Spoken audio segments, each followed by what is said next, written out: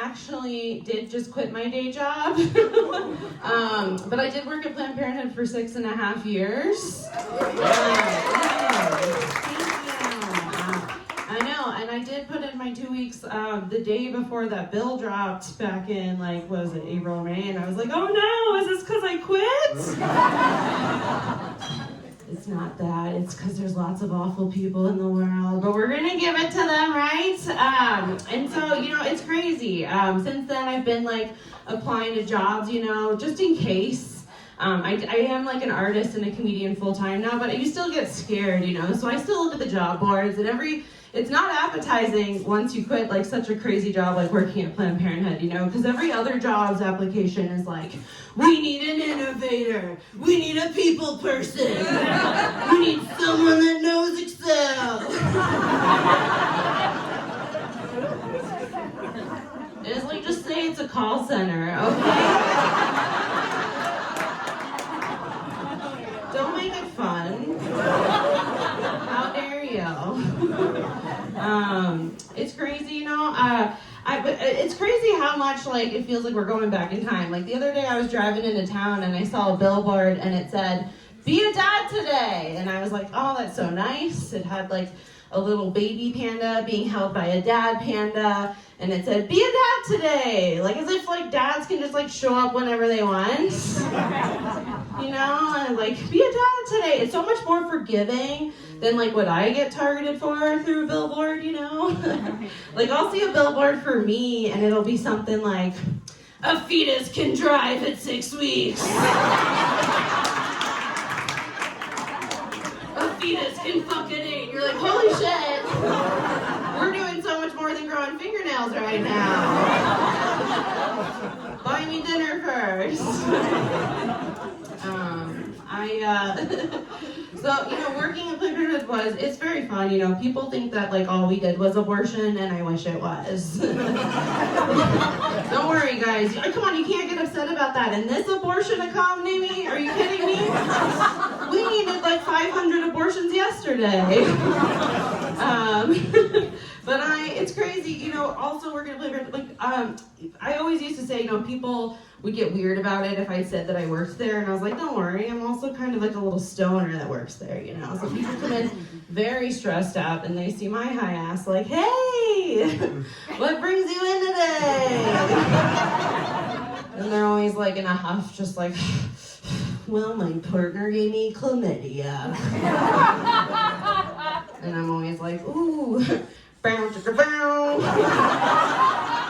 You better hope it's chlamydia, dude.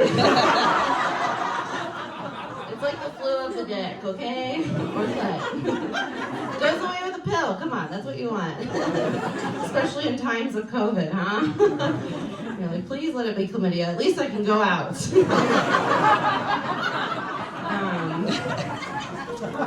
I would get too comfortable. I'd really bond with my patients when I worked there, you know?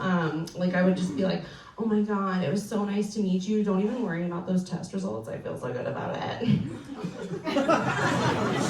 And then I'd like leave and my boss would be like, get back in there. You don't know what the result is. You gotta give him the spiel. I'd go back in and be like, hey, it's me again. Actually, it's gonna be like 7 business days for those results. It's kind of like the ring, 7 days. If you don't get a phone call, you're good. I think healthcare is so shitty in this country that people come in, like, when stuff is, like, out of our scope of care. Like, this poor person came in and they were like, I just keep pooping my pants all the time. I know. And I was like, ooh, we don't do that here.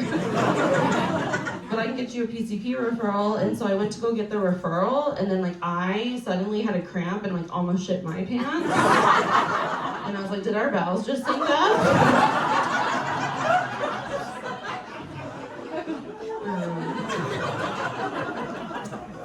I would get lots of heterosexual men that would call in, and they'd always say the same thing. They'd be like, I don't need an appointment, I just have some questions. And it's like, you probably do, Jeff, but hit me. And they'd be like, well, it's just that my girlfriend just got this IUD. And I'm like, oh, hell yeah, dude. The IUDs are like 99% effective. Fuck yeah, right?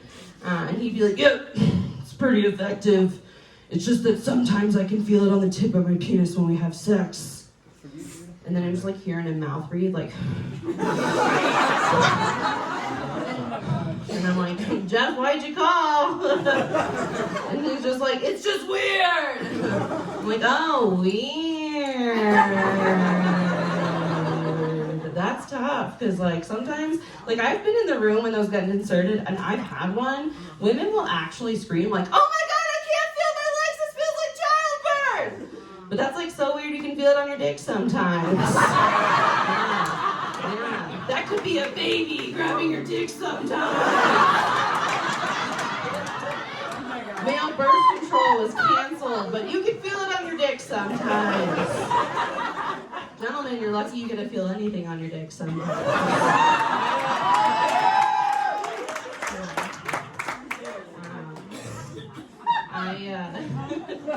I gotta learn a lot of things, you know, it's crazy, like I'm an artist, and boy, there's so many parallels between being an artist and a comedian, you know, like you do one thing with a vagina and everyone's like, Giorgio Queef over here. But somehow at Planned Parenthood, they have their own licensing, they figured it out, you know, it evolved from all the Janes in Chicago, it's been a thing for years. And so we like I learned things there that I never thought I'd be able to do, like phlebotomy and injections. It's very cool. And I don't want to freak you out. It's not like we all went to like orientation, they handed us a bunch of needles and we're like, fuck yeah, feminism! We got training, don't worry. And like I've learned so much about it. Like phlebotomy is very draining.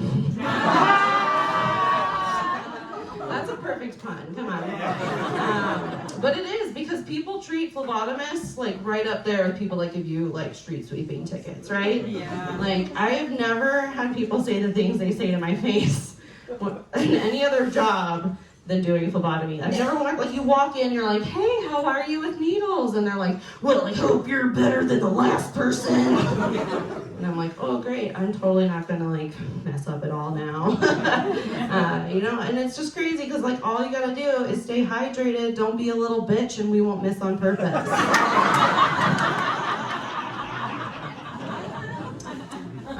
People would do very funny things, you know, like when you go like around life, when you go out of Planned Parenthood and you're living your life, one of the reasons that it was really hard to work there was because I would go get healthcare at other healthcare centers and they wouldn't see me as a healthcare worker. Like I went to the dentist, and I'm always really nice at the dentist because I don't want them to fuck up my mouth, right? And so I went in there and I was like, hi, how's it going? And the x-ray assistant had this little Texas necklace on. And fun fact about me, I was born in Philadelphia, raised in Texas, okay, so just a little piece of white trash just blowing across the country. I was vibing, I was like, Texas, we made it out, you know? She's like, I hate Greg Abbott, so I'm like, she's on my side, right? We're having a good time. I go into the hygienist sits me down and is like, Catherine, you're gonna have to get this deep clean, that's gonna be $700. So I cried, because that's like so much more than like when you thought you were gonna get out of there on a copay. So I'm crying, and then she explains to me that insurance will only cover half my face per day. She's like, you can literally come back tomorrow and get the other side, it's just insurance one side per day. And I was just kind of like, what the fuck is healthcare in this country? You know? So they're numbing up that one side of my face, and they're getting in there, and the little Texas assistant comes back in, and she's like, oh my God, I forgot to get your blood pressure. I know, except I'm so nice. I was like, oh my God, don't worry. I work in healthcare too. I forget blood pressure all the time. We get it before you leave. And she's like, thank you so much for understanding. Where do you work? And I was like, oh, I just work at the Planned Parenthood down the road. And she goes, oh. And then we're just sitting in silence. Well, half my fucking face is numb. Realizing we're on opposite sides of the political spectrum. So I'm just sitting there like, what's the problem? Like here we're still going in. And she's like, well, I've only been to a Planned Parenthood like once and it was really weird and I just never want to go back there ever again. And I'm again like, that's sad because reproductive health is very normal. And she goes, yeah, well, all I know about Planned Parenthood is like from the movies, you know, like Juno. And again, I'm like, in my head, like, Juno is a movie about choice, you dumb bitch. But I'm so nice. I just looked at her with my numb face and was like, well, that's funny because do you know how many people hate the dentist?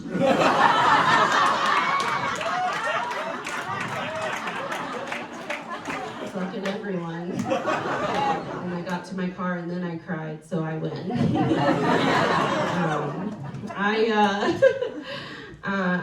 I got a couple other jokes for you guys, and so one of my favorite things is that, like I said, it's an educational place. So like when nurses, like you could watch procedures and learn how everything works and stuff, which is also very inherently like how Janes used to do it when abortion was still illegal. And so it's crazy. Like we get a look in the microscope when like people get their vaginas and penises or penis discharge. They don't swab penises anymore. Trust me, that's archaic. We've learned other things. You just like plump it out, you know. Okay, anyway. So when they have a swab, they look at it under a microscope and they can diagnose a lot of things. And you can see a lot under the swab. Don't get weird. And like sometimes you see yeast, and we all go make some beer. And then sometimes you can see this STD called trichomoniasis. Isn't that the most fun word ever? Let's say it together. Right? It sounds like a Harry Potter thing. But so trichomoniasis is a parasite that causes green funky discharge. This does pertain to the joke. So stay with me. So my clinician is looking in the microscope. We're all in the lab just like cleaning, staying busy, doing things.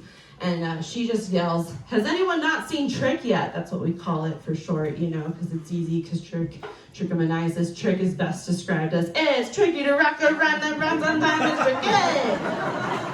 So she's like, has anyone not seen Trick yet?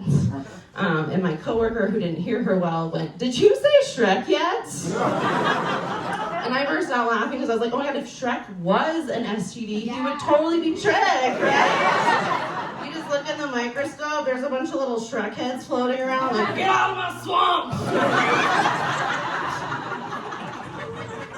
So funny. Alright, I'll leave you guys with this. So I just want to make the world a better place, and by doing that, I think I'm going to have to teach everyone how to appropriately leave a urine sample, okay? It's the easiest thing you can do, but everyone messes it up, and it's okay. We say just a little bit of pee, and then you're going to throw it in the cabinet, right? But people throw it everywhere but the cabinet.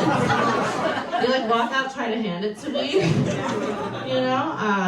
The best thing that I think I've seen is when people obviously like peed in the cup and they put the top on, then they obviously like rinsed it off in the sink and they put like a little paper towel koozie around the cup. As if I'm gonna go in there on the other side and just raw dog it. And then keep it like a fine wine. And we say just a little bit of pee, and what do you guys do? You fill it the fuck up, yeah. And I can't tell you how chill it is at like 9 a.m. to take a full hot cup of piss out of a cabinet. It's overflowing. So the next time you leave a urine sample, just pour a little out for the homies. Thank you guys.